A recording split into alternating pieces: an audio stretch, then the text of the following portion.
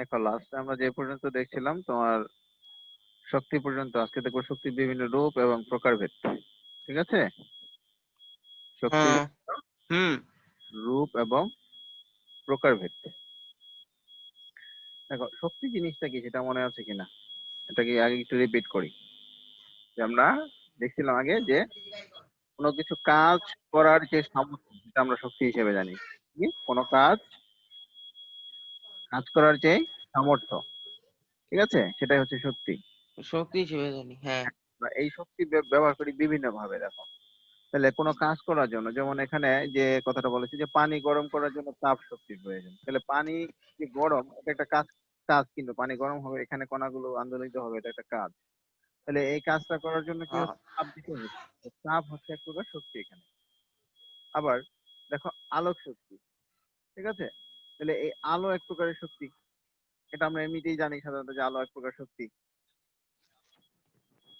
ঠিক আছে, তারপর শব্দ, এটাও এক প্রকারের শক্তি। তাহলে দেখো তাপ, আলো আর হচ্ছে শব্দ, তিন ধরনের না?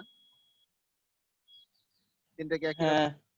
যেমন তাপ, আলো এবং তোমার হচ্ছে শব্দ, এগুলোকে একসাথে করা যায় এরকম? একসাথে মিলায় পাবা না যদি, তাহলে তাহলে হচ্ছে আবার এরকম আছে বৈদ্যুতিক শক্তি, যান্ত্রিক শক্তি, তুমি কি রাসায়নিক, বলো? ঠিক আছে? এরকম আমরা বিভিন্ন ধরনের শক্তি পাইতেছি, আবার নিউক্লিয় শক্তি পাচ্ছি। ঠিক আছে? তাহলে এই যে বিভিন্ন ধরনের শক্তি আমরা এই দেখতে পাচ্ছি, এগুলো সবই হচ্ছে কি শক্তির বিভিন্ন রূপ। ঠিক আছে? এগুলো হচ্ছে কি সব হ্যাঁ। বিভিন্ন রূপ। ঠিক আছে? তাহলে এই যে আমরা আমাদের চারপাশে যে শক্তির নানান রূপ দেখতে পাই, যেমন যান্ত্রিক শক্তি, তাপ শক্তি, শব্দ শক্তি, আলোক শক্তি, চৌম্বক শক্তি, বিদ্যুৎ শক্তি, রাসায়নিক শক্তি, নিউক্লিয় শক্তি এবং সৌর শক্তি। ঠিক আছে? তাহলে এগুলো সবই কি আমরা চারপাশে যেগুলো দেখতেছি, এগুলো হচ্ছে কি শক্তির বিভিন্ন রূপ। আর এই এই বিভিন্ন রূপের মধ্যে সবচেয়ে সাধারণ যে রূপ সেটা হচ্ছে যান্ত্রিক শক্তি। শক্তির সবচেয়ে সাধারণ যে রূপ সেটা হচ্ছে কি যান্ত্রিক শক্তি। তাহলে বস্তুর অবস্থান, আকার এবং গতির কারণে যে শক্তি পাওয়া যায় তাকেই হচ্ছে কি যান্ত্রিক শক্তি বলতেছে। কি বলতেছে? যে তোমার তার আকার, অবস্থান বা গতি, এর জন্য তার মধ্যে যে শক্তি পাওয়া যায় সেটাই হচ্ছে কি যান্ত্রিক শক্তি। এই যে এখানে দেখো যে বস্তুর অবস্থান, আকার এবং গতির কারণে যে শক্তি পাওয়া যায় তাকে কি বলতেছি আমরা? যান্ত্রিক শক্তি। এই শক্তির হলো দুটা রূপ। এই যান্ত্রিক শক্তি কয়টা রূপ হইতে পারে? দুইটা রূপ। কয়টা রূপ? দুইটা। দুইটা। তাহলে আমরা দেখতে পারি এখানে যে তোমার একটা যান্ত্রিক শক্তির হচ্ছে গিয়ে দুইটা রূপ হইতে পারে। কেমন? আমরা এখানে লিখি যে ধরো যান্ত্রিক শক্তি, ঠিক আছে,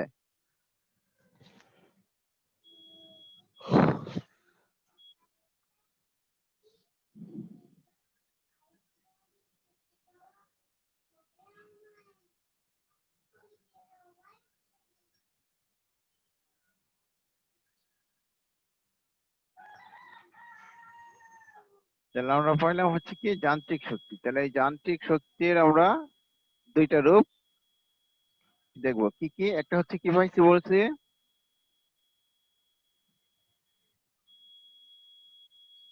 একটা হচ্ছে তোমার গতি শক্তি, আর আরেকটা হচ্ছে স্থিতি শক্তি। একটা হচ্ছে কি গতি শক্তি, আর একটা হচ্ছে স্থিতি শক্তি। গতি শক্তি এবং স্থিতি শক্তি। হ্যাঁ, গতি শক্তি এবং স্থিতি শক্তি। তাহলে বিভিন্ন রূপের মধ্যে আমরা এটা হইলো পাইলাম। তাহলে একটা হচ্ছে কি গতি শক্তি,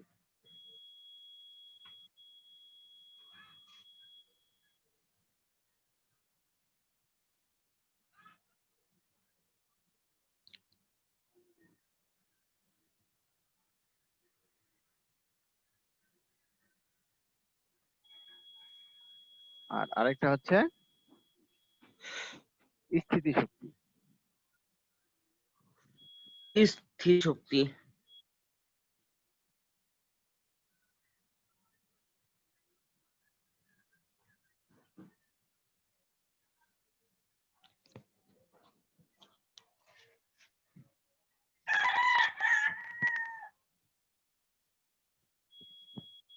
তাহলে এখন আমরা দেখবো এই গতি শক্তিটা কি।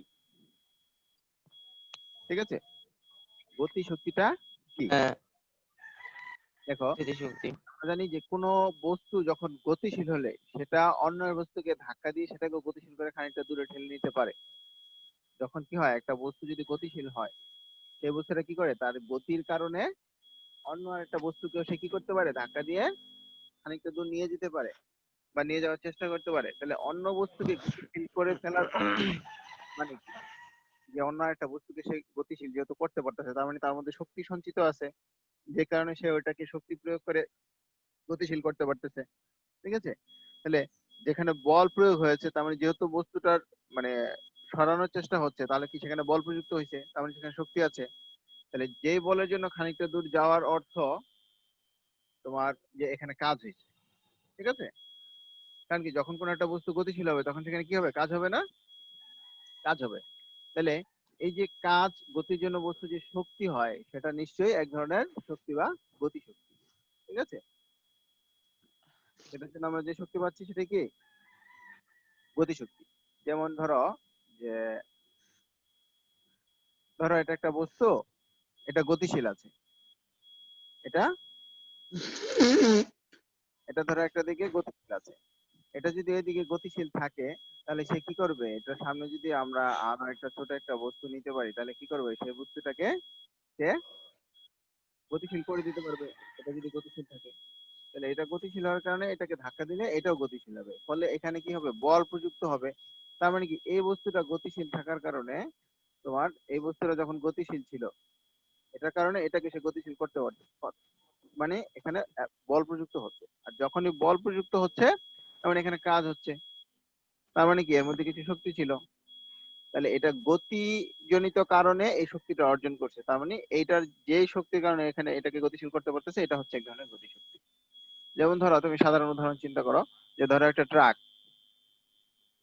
এটা গতিশীল আছে, এখন এটা যদি চলমান থাকে তাহলে এটার মধ্যে শক্তি সঞ্চিত হবে।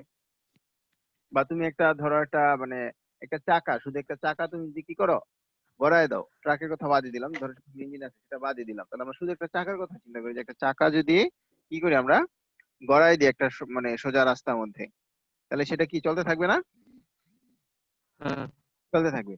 এখন এই চলতে থাকা অবস্থায় যদি চাকাটা সামনে ছোট কিছু পড়ে, অর্থাৎ তার ভরের তুলনায় কম যদি কিছু পড়ে, তাহলে সে কি করবে, ওটাকে ধাক্কা দিয়ে সেটাকে গতিশীল করবে। তাহলে এই যে মানে এই যে চাকাটা কি নিজে নিজে কোনো বস্তুকে গতিশীল করার ক্ষমতা আছে? ক্ষমতা না। একটা চাকা যদি রেখে দাও, সেটা কি অন্য একটা বস্তুকে গতিশীল করতে পারবে? পারবে না।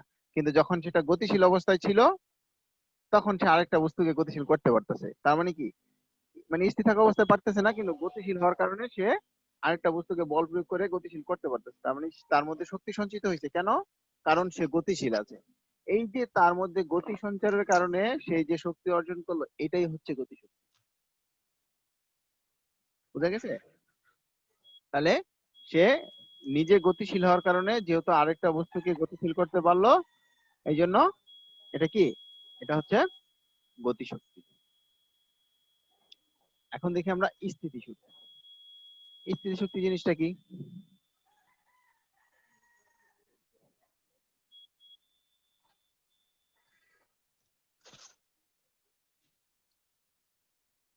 স্থিতিশক্তি কি?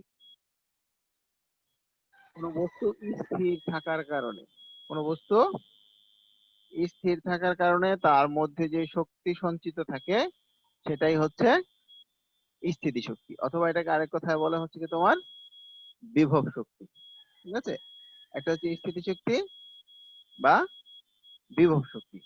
এখন এটা কিভাবে কাজ করে, এটার এক্সাম্পল কি? এই স্থির থেকে একটু আগে দেখলাম আমরা, চাকা স্থির অবস্থায় থেকে সে কোনো কাজ করতে পারতেছে না, তাহলে আবার স্থির অবস্থায় সে কিভাবে কাজ করবে? হুম, তাহলে দেখো, আমরা এখানে চিন্তা করি যে এখানে একটা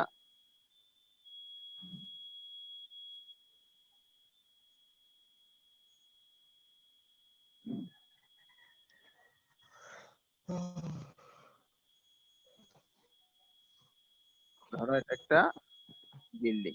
ঠিক আছে, এটা একটা বিল্ডিং আছে। এখন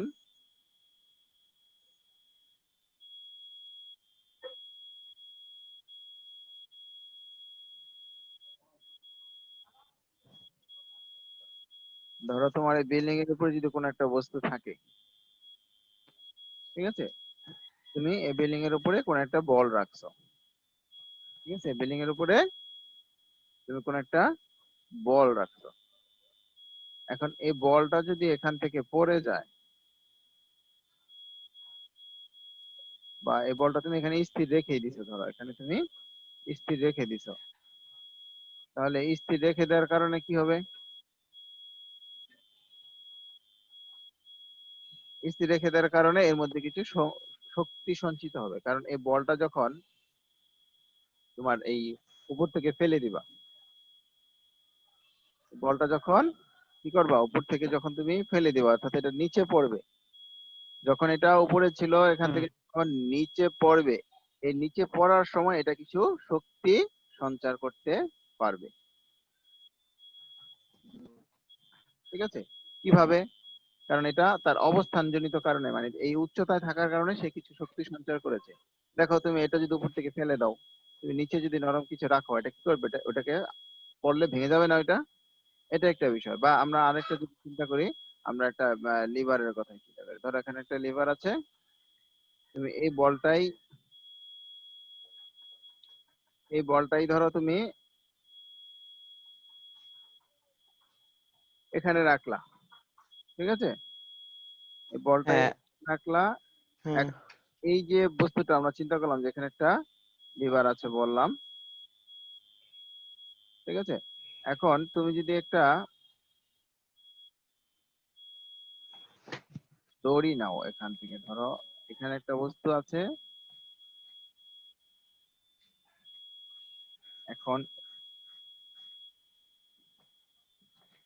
ধরো এখান থেকে একটা তুমি দড়ি নিলা, ঠিক আছে, এই বস্তুটা এখান থেকে ঝুলানো আছে, ঠিক আছে, এখন এটা যদি ঝুলানো থাকে তাহলে কি হবে? এটা ঝুলানো থাকলে এই বস্তুটা নিচে পড়ে যাবে না? এখন এটা যদি ভারী হয় তাহলে সে কি করবে? আরেকটা হালকা বস্তুকে সে উপরে তুলতে পারবে, আরেকটা হালকা হ্যাঁ, বস্তুকে সে উপরে তুলতে, হালকা বস্তুকে উপরে তুলতে পারবে। ঠিক আছে, মানে তার চেয়ে কম ভরের একটা বস্তুকে সে কি করতে পারবে? উপরে তুলতে পারবে।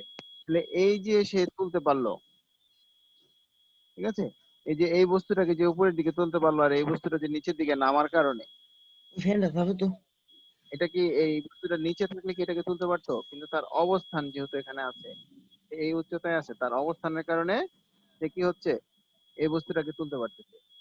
তাহলে এটা হচ্ছে গিয়ে তার মধ্যে একটা শক্তি সঞ্চিত হয়েছে, ঠিক আছে, তার মধ্যে একটা শক্তি সঞ্চিত হয়েছে তার অবস্থানজনিত কারণে, এই কারণে সে এটাকে তুলতে পারবে। তাহলে এই শক্তিটাই হচ্ছে কি তোমার গতিশক্তি। অথবা আমরা এটা ছাড়াও যদি চিন্তা করি, ধরো আমরা একটা স্প্রিং যদি চিন্তা করি, ধরো একটা স্প্রিং এরকম পেছনে আছে,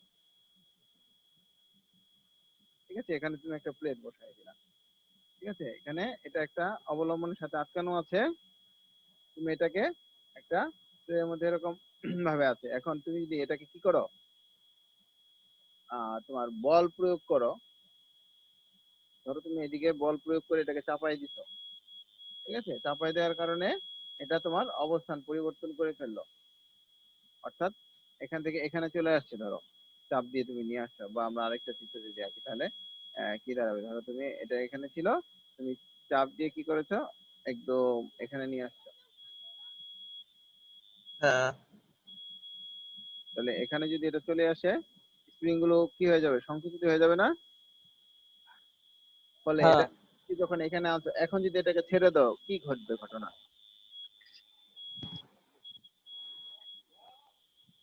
যে কি করবে? এদিকে একটা বল প্রয়োগ করবে না?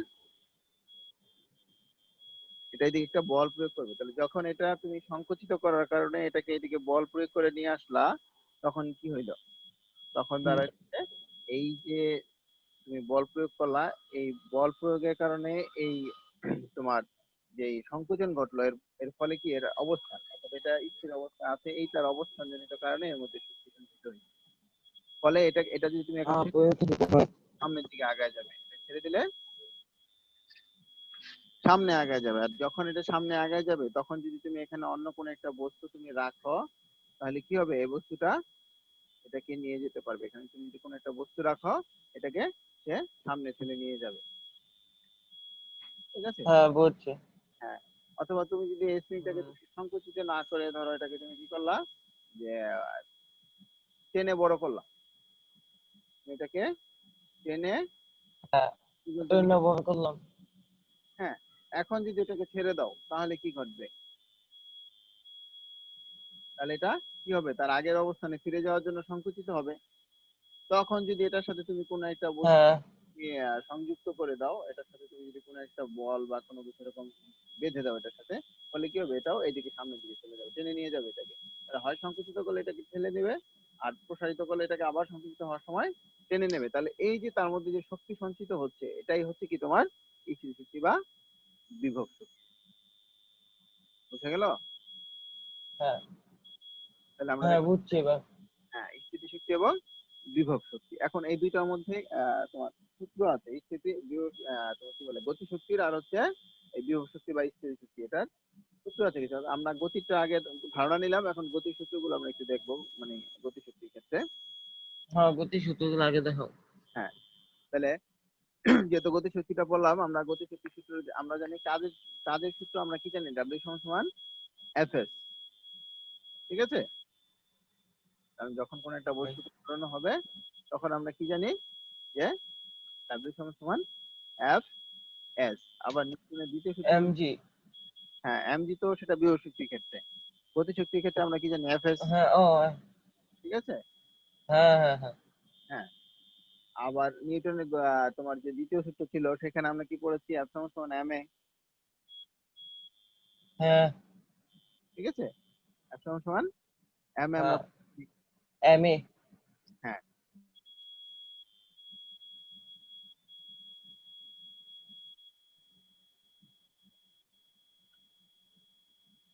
M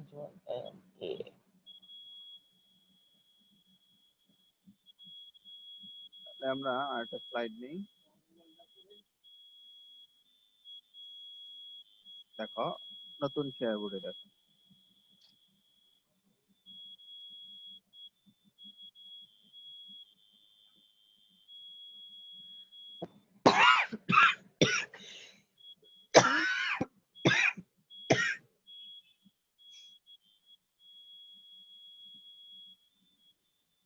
hello.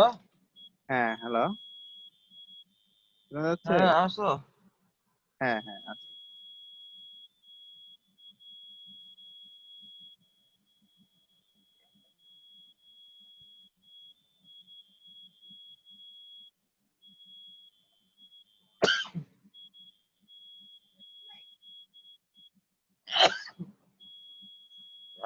ঠান্ডা রে। হ্যাঁ, দেখো, তাহলে আমরা আমরা কি পাইলাম, যে আমরা জানি হচ্ছে কি তোমার W সমান সমান হচ্ছে, ঠিক আছে, মাইক এনে দিই। এফ। আবার তোমার দ্বিতীয় সূত্র অনুযায়ী এফ সমান সমান হ্যাঁ এম এ। তাহলে ডাব্লিউ সমান সমান আমরা যদি এই এফ সমান সমান যদি এম এ এর মানটা বসাই, তাহলে কি দাঁড়ায়, এম এ এস। ঠিক আছে? এস দাঁড়ায়। হ্যাঁ গতি সূত্র অনুযায়ী আমরা জানি কি, s s is equal to u t plus half a t square ছিল। যদি আদিবেগ ইউ যদি না থাকে, তাহলে আমরা কি জানি, S is equal to half a t square. S is equal to কি, S is equal to half 80 square. Half 80 square. S is equal to half Half 80 square. এটি স্কয়ার। তাহলে এই সমীকরণটা কি দাঁড়ায়, এম এ ইন্টু হচ্ছে এস এর পরিবর্তে আমরা লিখবো হাফ এটি স্কয়ার, নাকি? হুম। হাফ এটি পেয়ে গেলাম। S is equal to হ্যাঁ, 80 এখন square. হাফ তো হচ্ছে একটা ধ্রুব রাশি বা সংখ্যা মান, এটাকে আমরা কি করব, সামনে নিয়ে আসবো। কি করবো? সামনে নিয়ে আসবো। হ্যাঁ, তাহলে আমরা এটাকে কি করি, সামনে নিয়ে আসি। তাহলে সামনে যদি নিয়ে আসি, আমরা এই দুটো এখন মুছে নিতে পারি। এই দুটো সূত্র তো আমরা বসাই নিলাম, দুটা মান বসাই নিছি না? আচ্ছা, বসাই নিছি। হ্যাঁ তাহলে আমরা কি করতে পারি এখন? তাহলে ডাব্লিউ ইকুয়াল টু কি পাচ্ছি আমরা? ডাব্লিউ ইকুয়াল টু পাচ্ছি হচ্ছে আমরা হাফ, সামনে নিয়ে আসলাম, এম এ এ গুণ করলে এ স্কয়ার, আর টি টি গুণ করলে হচ্ছে টি স্কয়ার। স্কয়ার হ্যাঁ, তো এ দুইটা গুণ করলে হচ্ছে এ স্কয়ার। তাহলে এখন দেখো ডাব্লিউ equal to half m.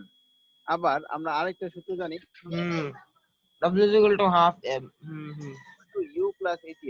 You যদি 0 হয় তাহলে কি হবে? V equal to a t. v is equal to 80 equal to u plus a t পড়েছিলাম মূল সূত্রটা। তাহলে ইউ যদি আদিবেগ যদি শূন্য হয় স্থিতিশীল অবস্থান থেকে, তাহলে আমরা কি পাচ্ছি? ভি ইকুয়াল টু এটি।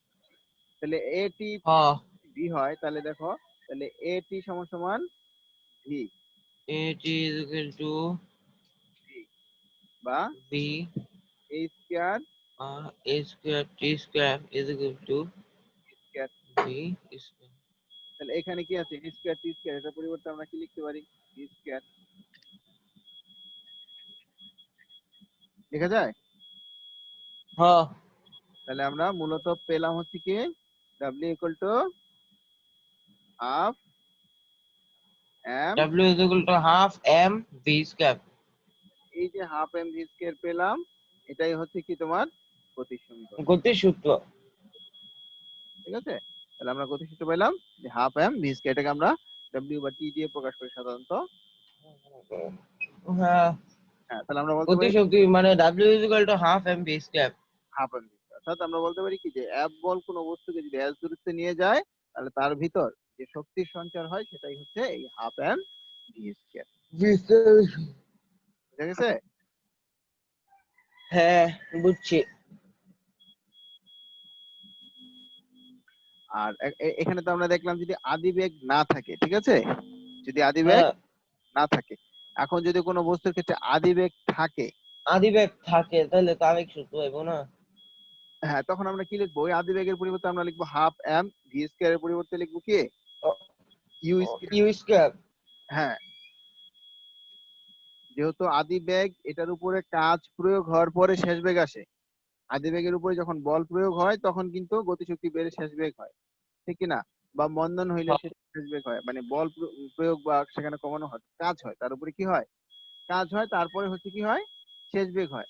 তাহলে আমরা এই শেষ বেগকে লিখতে পারি আদিবেগ প্লাস হচ্ছে গিয়ে কাজ। আদিবেগ তারপরে হচ্ছে কি প্লাস হচ্ছে গিয়ে কাজ। অর্থাৎ আমরা লিখতে পারি তোমার যে এই এটা ডাব্লিউ equal to half m v square, এটা সমান সমান আমরা কি লিখতে পারি? Half m half m u square u square plus হচ্ছে গিয়ে প্লাস ডাব্লিউ। এটাকে যদি আমরা w কি দ্বারা? টি দ্বারা। এটাকে প্রকাশ করবো কি দ্বারা? টি। এই ডাব্লিউটাকে কি দ্বারা t Prakash? is equal to এই ডাব্লিউ কিন্তু ডাব্লিউ না, এটা হচ্ছে কাজ। হ্যাঁ এটা হলো যে আদিবেগের উপরে যে কাজ প্রযুক্ত হইয়া এখানে আমরা পাইলাম শেষ শেষ বেগ হাফ এম ভি স্কয়ার। তাহলে এটা আমরা টি দ্বারা প্রকাশ করলে হাফ এম স্কয়ার প্লাস ডাব্লিউ পাচ্ছি। হ্যাঁ ঠিক আছে?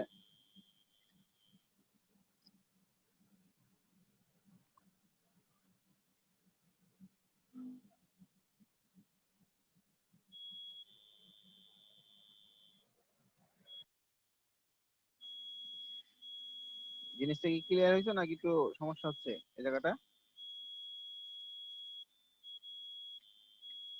আচ্ছা, তুমি যদি এই জিনিসটা এভাবে না বোঝো, আমি এভাবে বুঝিয়ে দিই। দেখো, আমরা এই পাশে দেখো, ঠিক আছে? আমরা এভাবে না বুঝে একটু অন্যভাবে বুঝি। কিরকম? যে ধরো কাজই আমরা ধরলাম, কাজ এটা, ঠিক আছে? কাজ সমান সমান তাহলে কি বেগের পরিবর্তন হচ্ছে এখানে, মানে শক্তির পরিবর্তন হবে।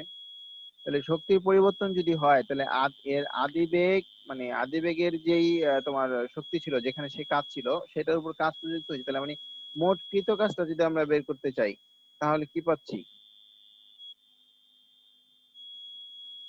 আমরা যদি কৃত কাজটা বের করতে চাই তাহলে হচ্ছে কি তোমার ওই half m v square minus হচ্ছে গিয়ে হাফ এম ইউ স্কয়ার। ঠিক আছে, কারণ কাজের ক্ষেত্রে তো আমরা এটাই পাইতেছি, half m v square minus half m u square সমান হচ্ছে ডাব্লিউ। অর্থাৎ শেষ বেগ থেকে আদি বেগ বাদ দিলে আমরা যে মানে শেষ বেগের যে কাজ আদি বেগের যে কাজ, এটার পার্থক্যটা হচ্ছে কি আমরা মূলত কাজ পাচ্ছি। অর্থাৎ এটার এম এর পরিবর্তন যদি আমরা হিসাব করি, ঠিক আছে, সাধারণত যে তোমার যে v square equal to u square plus 2as এই সূত্রটা দিয়ে যদি তুমি হিসাব করো, যে গতির সমীকরণ শেখার সময় আমরা যে দেখেছি কি ভি স্কয়ার সমান সমান কি ইউ স্কয়ার প্লাস 2as। ঠিক আছে, ভি স্কয়ার সমান সমান ইউ স্কয়ার প্লাস 2as, অর্থাৎ এই যে এই সূত্রটা ভি স্কয়ার সমান সমান ইউ স্কয়ার প্লাস 2as। এখন এই সমীকরণের উভয় পাশে যদি তুমি কি করো, হাফ এম দ্বারা গুণ করো, উভয় পাশে যদি হাফ এম দ্বারা গুণ করো তাহলে কি হবে, half m v square equal to হচ্ছে তোমার half m u square plus হচ্ছে হাফ এম 2as। এখন এই টু কাটা যাবে, তাহলে কি পাচ্ছি এম এস, আর এম এস সমান সমান কি ডব্লিউ।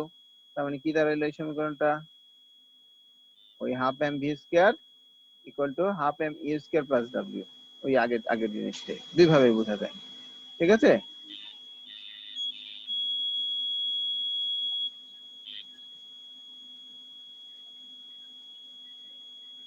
আবার প্রথম দিকে দেখে দেখো, যে প্রশ্নটা ছিল হচ্ছে 10 কেজি ভরের একটা স্থির বস্তু উপর তোমার কি হয়েছে, যে 10 সেকেন্ড ব্যাপী 10 নিউটন বল প্রয়োগ করা হয়েছে। এই বস্তুর গতিশক্তি কত? তাহলে আমরা জানি যে নিউটনের সূত্র অনুযায়ী যদি শুনে যে F সমান সমান ma, তাহলে হচ্ছে a সমান সমান হচ্ছে F/m। তাহলে 10/10 KG 1 metre per second square পেলাম। এটা পাইছি আমরা কি, তোমার ত্বরণ। তাহলে কাজেই 10 সেকেন্ড পরে বেগ কত, কারণ আমার গতিশক্তি বের করার জন্য বেগের দরকার আছে, ব্যাক বের করার জন্য ত্বরণ দরকার ছিল, আমরা ত্বরণ বের করে নিছি আগে। এখন হচ্ছে ব্যাক, তাহলে হচ্ছে ভি ইকুয়াল টু এটি, যেহেতু ইউ আদি বেগ শূন্য মানে ইউ নাই, তার মানে হচ্ছে v equal to u plus a t সূত্র থেকে আমরা পাচ্ছি ভি ইকুয়াল টু এটি। তাহলে হচ্ছে 1 metre per second square into হচ্ছে 10 সেকেন্ড। তাহলে আমরা এখানে এই সেকেন্ড, একটা সেকেন্ড কাটলে এখানে একটা পাচ্ছি, আর এখানে মিটার থাকছে, তার মানে মিটার পার সেকেন্ড। তাহলে 10 আর 1 গুণ করলে হচ্ছে 10 মিটার পার সেকেন্ড। তাহলে এখন আমরা গতিশক্তি সূত্রে সরাসরি মানগুলো বসাই দিলে আমরা গতিশক্তি পেয়ে যাব। ঠিক আছে, হ্যাঁ তাহলে হচ্ছে আমরা কি পাচ্ছি, যে গতিশক্তি হাফ এম ভি স্কয়ার সমান সমান আমরা মান বসাবো half m v square, m তো আমাদের দেয়া আছে 10 কেজি, তাহলে হাফ এম এর মান এবং হ্যাঁ ভি এর মান, ভি হচ্ছে 10 স্কয়ার, তাহলে হচ্ছে কত, আমরা কাটাকাটি করলে পাচ্ছি এখানে 5 10 হচ্ছে 100, তাহলে 500, তাহলে 500 জুল। পরের প্রশ্নটা ছিল 20 সেকেন্ড পরে গতিশক্তি। দেখো 20 সেকেন্ড পরে গতিশক্তি, এখানে কিন্তু প্রশ্নের মধ্যে প্রথম 10 সেকেন্ডে বল প্রযুক্ত হয়েছে, দ্বিতীয় মানে 20 সেকেন্ডের মধ্যে দ্বিতীয় 10 সেকেন্ডে কিন্তু কোনো বল প্রযুক্তির কথা বলে নাই। তার মানে প্রথম 10 সেকেন্ডে একটা আমাদের আলাদা বের করেছি কতটুকু কাজ হয়েছে, তাহলে গতিশক্তি আমরা পেয়ে গেছি। এখন আমাদের পরবর্তী 10 সেকেন্ডটা বের করলে আমরা 20 সেকেন্ডেরটা পাবো। দেখো এখন এই 10 সেকেন্ড পর্যন্ত ত্বরণ হবে, এরপরে কিন্তু ত্বরণ নাই, কারণ বল প্রযুক্ত হয় না। এই যে প্রশ্নে যেটা দেখলাম আমরা, কি হয় নাই, বল প্রযুক্ত হয় নাই, তাহলে বল প্রযুক্ত না হলে কিন্তু কোনো ত্বরণ হবে না। ঠিক আছে, তাহলে এরপরে ত্বরণ নেই বলে ব্যাগ অপরিবর্তিত, কাজে 20 সেকেন্ড পরে ব্যাগ যেহেতু চেঞ্জ হবে না, তার মানে গতিশক্তি একই রকম থাকবে। কারণ প্রশ্নে কি আছে, 10 সেকেন্ড ব্যাপী 10 নিউটন বল প্রয়োগ করা হয়েছে, কতক্ষণ ব্যাপী, 10 সেকেন্ড। এখানে চাইছে 20 সেকেন্ড পর্যন্ত 10 গতিশক্তি, সেকেন্ড 10 ব্যাপী। সেকেন্ড পরে যে গতিশক্তি অর্জন করছে এরপরে তো সে তার গতিশক্তির আর কোনো পরিবর্তন হবে না, হবে কি, কারণ তার মধ্যে কোনো বল প্রয়োগ হয় না নাই। কিন্তু প্রকৃত না অর্থে হয়, ঘর্ষণ বল কাজ করে, না বাধা হ্যাঁ বলের কারণে থেমে যায়, আমরা জানি কোনো এক গতিশীল বস্তু, কিন্তু এখানে ঘর্ষণ বলকে উপেক্ষা করে, মানে ওটাকে ঘর্ষণ বল কাজ করবে হ্যাঁ থেমে গেছে। ওটাকে বাদ দিয়ে হিসাব করা হয়েছে। ধরে নাও যে এখানে কোনো ঘর্ষণ বল কাজ করতেছে না, শুধুমাত্র বস্তু ওই হিসেবে। কিন্তু প্রকৃত অর্থে বাস্তবে যেটা দেখা যায়, তোমার ঘর্ষণ বলের কারণে থেমে যায়, গতিবেগ একটু চেঞ্জ হয়ে যায়, মন্দন ঘটেছে এখানে প্রকৃত অর্থে, কিন্তু এখানে তাকে উপেক্ষা করেই ধরা হয়েছে।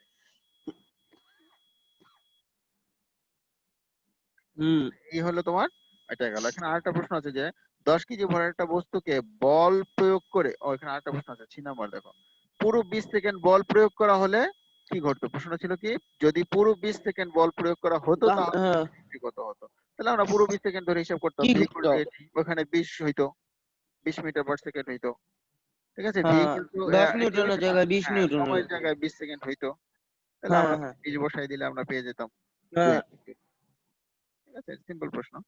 দেখো তারপর হচ্ছে কি, হুম, এই হাফ এম 10 বি হাফ সেকেন্ড ভরের 10 একটা ইন্টু বস্তুকে বল প্রয়োগ করে গতিশক্তি করায়, তার গতিশক্তি হচ্ছে 80 জুল। বস্তুটির ব্যাগ কত, এখানে ভি চেয়েছে। তাহলে হাফ এম ভি স্কয়ার, গতিশক্তি দেওয়া আছে 80 জুল, তাহলে আমরা ভি বের হুম করব। ভর তো দেওয়া আছে 10 কেজি, তাহলে আমরা ভি স্কয়ার সমান লিখতে পারি ভি ইজ ইকুয়াল টু হ্যাঁ into 2 by m. V square ঠিক ইজ আছে, equal to 2 2 into 20 by 80 joule m. Divided by m. হ্যাঁ, তাহলে আমরা এম গুণ করে দিলে পাচ্ছি ওখানে আসে 160, আর ভর 116। হচ্ছে 10 কেজি, তাহলে 4 মিটার পার সেকেন্ড। হ্যাঁ হ্যাঁ হ্যাঁ বুঝছি ভাই। ঠিক আছে, তাহলে সেম ভাবে আমরা এখন যে দেখি বিভব শক্তি ক্ষেত্রে, আমরা বিভব শক্তি সম্পর্কে ধারণা আগেই নিয়েছিলাম। যে কাজ সম্পর্কে বলতে কি আমরা স্প্রিং এর ক্ষেত্রে দেখেছি, বা কোনো উপরে কোনো বস্তুর ক্ষেত্রে আমরা দেখেছি। ধারণাটা আমরা আগেই জানা আছে। এখন হ্যাঁ আমরা দেখবো সূত্রটা কিভাবে আমরা ম্যাথ করব। এখানে অবশ্যই একটা জিনিস দেখো, যে স্প্রিং ধ্রুবকের ক্ষেত্রে একটা এই কে এর মানটা তোমাকে ম্যাথে ব্যবহার করতে হবে। একটা স্প্রিং এর ধ্রুবক যদি কে, অর্থাৎ স্প্রিংটাকে তুমি প্রসারিত হুম সংকুচিত যখন করো, তখন ভি ইকুয়াল টু হাফ, আমরা ওখানে দেখেছি এম ভি স্কয়ার, এখানে কিন্তু হচ্ছে হাফ কে এক্স স্কয়ার। এখানে কেটা হচ্ছে স্প্রিং ধ্রুবক, এটা হচ্ছে কি স্প্রিং দেবো। স্প্রিং ধ্রুবক। এখন আমরা একটা অঙ্কে চলে যাই, তাহলে জিনিসটা আরো ক্লিয়ার হবে। দেখো 10 কেজি ভরের একটা বস্তু 10 মিটার পার সেকেন্ড বেগে একটা স্প্রিং এর উপর পড়লো। কত বেগে পড়ছে? 10 মিটার পার সেকেন্ড বেগে। কিসের উপর? একটা স্প্রিং এর উপর পড়লো। স্প্রিং এর ধ্রুবক কে এর মান এখানে দেওয়া আছে। ঠিক আছে, 1,00,000 জুল পার মিটার স্কয়ার। সেটা কতটুকু সংকুচিত হবে, অর্থাৎ আমরা সেই সংকোচনটা বের করবো, অর্থাৎ এক্স এর মান বের করবো। ঠিক আছে, দেখো বস্তুটির গতিশক্তি আমরা জানি হাফ এম ভি স্কয়ার। তাহলে হাফ হ্যাঁ এম দেওয়া আছে 10 কেজি, ভি স্কয়ার এখানে 10 মিটার পার সেকেন্ড বেগ দেওয়া আছে, তাহলে ভি স্কয়ার 10 স্কয়ার 500 জুল। তাহলে আমরা বস্তুটির গতিশক্তি কত? 500 জুল পেয়ে গেলাম। ঠিক আছে, 500 জুল। হ্যাঁ এখন এই শক্তিটুকু স্প্রিংটাকে সংকুচিত করবে, অর্থাৎ এই শক্তিটা দিয়ে 500 জুল শক্তি দিয়ে কিন্তু স্প্রিংকে সংকুচিত করা হবে। এখন আমরা স্প্রিং এর মধ্যে বসে দিই হাফ কে এক্স স্কয়ার ইকুয়াল টু কত, তাহলে 500 জুল। তার মানে গতিশক্তি যা, স্প্রিংকে 500 জুল। সংকুচিত করার জন্য শক্তি কিন্তু তাই। তাহলে হাফ কে এক্স স্কয়ার 500 জুল। তাহলে এখান থেকে আমরা এক্স স্কয়ার মান বের করতে হলে কি করতে হবে? এই পাশে যে রাশিগুলো আছে সেগুলোকে এক্সচেঞ্জ করে দেই, 2 তাহলে হচ্ছে ইন্টু নিচে আছে 500 ডিভাইডেড বাই হ্যাঁ মিটার। তাহলে হচ্ছে নিচে চলে আসতেছে তোমার কি ওই কে এর মান। তাহলে কে এর মান আমাদের দেওয়া আছে এখানে হ্যাঁ 1,00,000। তাহলে আমরা যদি এটা গুণ করে ক্যালকুলেশন করি, তাহলে পাচ্ছি হচ্ছে আমরা 1/100 মিটার স্কয়ার, বা 0.1 0.1 মিটার। মিটার। কারণ এখানে মিটার স্কয়ার ছিল, এখানে এটা কিসে নিয়ে আসছে? মিটার নিয়ে আসছে। ঠিক আছে, রুট করলে এই পাশে স্কয়ার রুট করলে কিন্তু এটা 1/10 হয়ে যাচ্ছে, আর স্কয়ার রুট হয়ে যাবে এম। এই যে 0.1 মিটার। আবার স্কয়ার খেয়াল না করলে অনেক সময় মনে হইতে পারে যে 1/100 মানে এটা 0.01, কিন্তু এখানে এই যে স্কয়ার ছিল এটা কিন্তু স্কয়ার উঠে গেছে। তার মানে এখানে ছিল এক্স স্কয়ারের মান, এটা হচ্ছে শুধু এক্স এর মান। তার মানে এই পাশে রুট হয়ে গেলে তোমার এই পাশে কি আসতেছে?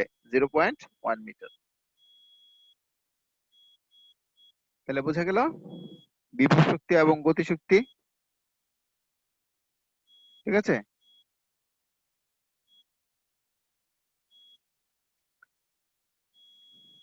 দেখো এখানে আমরা আরেকটা দেখি, যে এক টুকরো পাথর উপর থেকে ছেড়ে দিলাম। আমরা দুইটা দেখাইছিলাম যখন ধারণা নিলাম বিভব শক্তি বা স্থিতি শক্তির ক্ষেত্রে, তখন আমরা একটা দালানের উপর থেকে একটা বস্তুর কথা বলেছিলাম, স্প্রিং এর কথা বলেছিলাম, দুটার কথা বলেছিলাম না?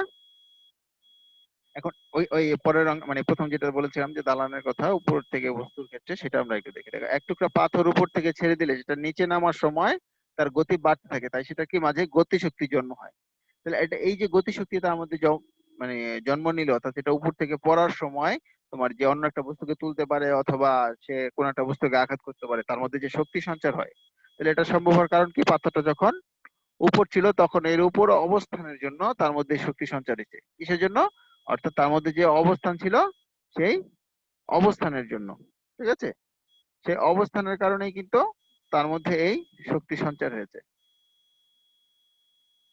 তাহলে আমরা এই অবস্থানের জন্য যে শক্তি সঞ্চার হলো, সেটাই হচ্ছে কি তোমার ওই বস্তুটাকে কাজ করতে সহযোগিতা করবে। তাহলে একটা পাথরকে উপরে তোলা হলে তার ভেতরে কি পরিমাণ বিভব শক্তি জমা হয়, এখন সেটা আমরা বের করতে পারি। যে একটা বস্তুকে আমরা উপরে তুললাম, বা 3 তলা বা 5 তলার উপরে তুললাম, তোলার কারণে তার মধ্যে কি শক্তি সঞ্চয় হলো, সে কতটুকু কাজ করতে পারবে নিচে নামার সময় বা পড়ার সময়, সেটা আমরা বের করতে পারবো। সেটা হচ্ছে কিভাবে, W equal two F H. আমরা ওখানে দেখেছিলাম এফ এস কাজের জন্য, এখানে যেহেতু উচ্চতা হিসেব করা হয়েছে, মানে সরণটা হচ্ছে উপরের দিকে, এই জন্য এস এর পরিবর্তে এইচ। ঠিক আছে, এফ হচ্ছে প্রযুক্ত বল বা ফোর্স, এবং এইচ হচ্ছে উচ্চতা বা হাইট। এফ হচ্ছে বল, ফোর্স। তাহলে এই বলটি আমাদের প্রয়োগ করতে তোমার যে উপর দিকে এবং অতিক্রান্ত দূরত্বের উপর দিকে, এই জন্য আমরা কাজে এফ কে পজিটিভ ধরছি, মানে উপরের দিকটাই হচ্ছে পজিটিভ চিন্তা করা হয়েছে। ঠিক আছে, তাহলে উপরে তোলার জন্য যে বল প্রয়োগ করতে হয় তার মান হচ্ছে স্প্রিং এর বলের মতো পরিবর্তন হয় না। স্প্রিং এর বলের যেমন পরিবর্তন একটা ধ্রুবক থাকে, এখানে এটার কোনো পরিবর্তন হয় না। তাহলে এটা হচ্ছে কি, ওই পাথরের ওজনের সমান, এই ধ্রুবকটা হচ্ছে কি mg। তাহলে আমরা সূত্রটাকে লিখতে পারি F সমান mg বা W ইকুয়াল টু mgh। এই mg মানটা কিন্তু ধ্রুবক, কারণ অভিকর্ষ ত্বরণ ধ্রুবক মান, ভর ধ্রুবক মান। তাহলে এটা নির্ভর করতেছে কিসের উপর, শুধুমাত্র এইচ এর উপর। অর্থাৎ উচ্চতা যত বাড়বে তার কাজের পরিমাণ বাড়বে, শক্তি তত বাড়বে। ঠিক আছে, যেহেতু পাথরটির ওজন যেহেতু একটা বল এবং সেটা নিচের দিকে কাজ করে, আর পাথরটাকে উপরে তুলতে হলে এই ওজনের সমান একটা বল প্রয়োগ করে আমাকে উপর দিকে তুলতে হবে। অর্থাৎ যখন আমরা বস্তুটাকে উপরে তুলবো তখন কি তাকে বল প্রয়োগ করে তারপরে উপরে তুলতে হবে। আর যখন সে উপরে উঠবে তখন যে পরিমাণ বল প্রয়োগ করে তাকে উপরে তুলতেছি, সেই কাজটাই হচ্ছে কি তোমার তার মধ্যে প্রয়োগ হবে।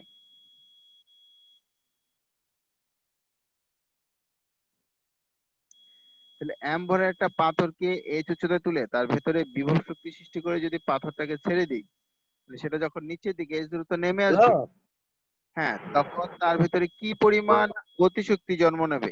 দেখো এই জিনিসটা দেখো, যে শক্তির নিত্যতার কারণে তার বিভব শক্তি পুরোটাই গতিশক্তিতে পরিণত হবে। অর্থাৎ আমরা যখন কি কোনো একটা বস্তুকে উপরে তুলবো, ঠিক আছে, তাহলে সেটা যখন নিচের দিকে আসবে, তার মধ্যে উপরে থাকার কারণে তার মধ্যে যে শক্তি জমা হবে সেটা নিচের দিকে আসার সময় সম্পূর্ণটা গতিশক্তিতে পরিণত হয়ে যাবে। অর্থাৎ স্থিতিশক্তি থেকে গতিশক্তিতে পরিণত হবে। বস্তুটাকে যখন উপরে তোলা হইলো তখন তার মধ্যে বিভব শক্তি বা স্থিতিশক্তি জমা হইলো, আবার যখন সে নিচে পড়তেছে তখন সে গতিশক্তি হিসেবে কাজ করতেছে। অর্থাৎ শক্তিটা গতিশক্তি থেকে আমরা স্থিতিশক্তি হলো, আবার স্থিতিশক্তি থেকে গতিশক্তিতে রূপান্তর হচ্ছে। তাহলে আমরা জানি গতিশক্তি সমান কি হাফ এম ভি স্কয়ার, আর বিভব শক্তি সমান হচ্ছে mgh। তাহলে এই হাফ এম ভি স্কয়ার সমান সমান mgh, কারণ যে শক্তিটা আমরা জমা দিচ্ছি সেটাই সে আবার কাজ করার সময় নিচে ছেড়ে দিচ্ছে। তাহলে এই দুটাকে যদি সমন্বয় করি, তাহলে কি যাচ্ছে, 2 এর পাশে নিয়ে আসো, অল্টারনেট করলে 2gh, উভয় থেকে m বাদ দাও, তাহলে ভি স্কয়ার ইকুয়াল টু কত, 2gh। ঠিক আছে, ভি স্কয়ার সমান সমান কি 2gh। তার মানে এটা কি, এই সমীকরণটা হচ্ছে তোমার গতিশক্তি এবং বিভব শক্তির মধ্যে সম্পর্ক। কিসের মধ্যে, গতিশক্তি এবং বিভব শক্তির মধ্যে সম্পর্ক।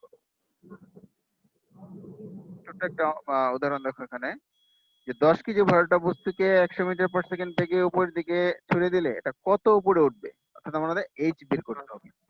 এইচ বের করার জন্য আমরা সমীকরণের মধ্যে সরাসরি বসাই দিই। ঠিক আছে, তাহলে হাফ এম ভি স্কয়ার সমান আমরা পেলাম কত জুল শক্তি, গতিশক্তি। বস্তুটি যখন এই হাফ ইন্টু প্রক্রিয়াটা 10 পৌঁছাবে, ইন্টু হ্যাঁ, তখন যদি পুরো গতিশক্তিটি বিভব শক্তিতে রূপান্তরিত হয়, তাহলে mgh সমান সমান এটা হবে, মানে দুইটা সমান হবে। আর যখন এটা সমান হবে, 50 হচ্ছে। যদি কোনো একটা বস্তু কি হবে, আগে বস্তুটা উপরে উঠে উঠে স্থির হয়, তারপরে আবার নামা শুরু করে। তাহলে যেখানে স্থির হবে সেটাই হচ্ছে সর্বোচ্চ উচ্চতা। তাহলে ওই অবস্থানটাতে কি হবে, তার বিভব শক্তি আর গতিশক্তি সমান হবে। আমরা যে গতিশক্তি দিব সেটা বিভব শক্তিতে পরিণত হবে। তাহলে বিভব শক্তি সমান mgh সমান সমান হচ্ছে এত জুল। তাহলে h সমান সমান হচ্ছে কি ওই তোমার 50,000 জুল ভাগ হচ্ছে mg। তাহলে আমরা পাইলাম 510 মিটার। তার মানে বস্তুটা 510 মিটার পর্যন্ত উপরে উঠতে পারবে। বুঝা গেল? হ্যাঁ।